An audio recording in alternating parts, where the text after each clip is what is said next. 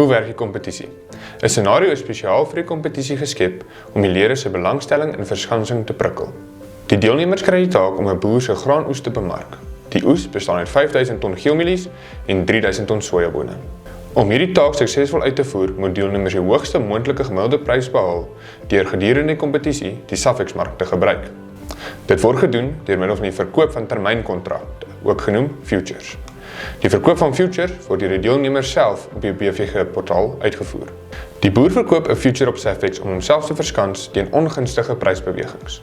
Hierdie strategie werk, aangesien dieselfde winste gerealiseer word op die SAFEX-mark as die verliese wat aangegaan word op die fisiese verkope van graan.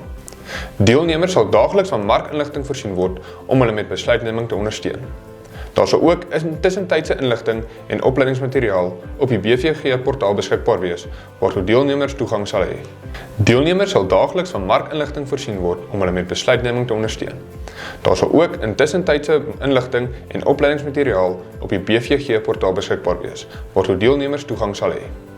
Die volgende verhandelingsreëls geld vir die kompetisie. Sodra 'n posisie ingeneem is, mag dit nie gelikwideer of gesluit word nie.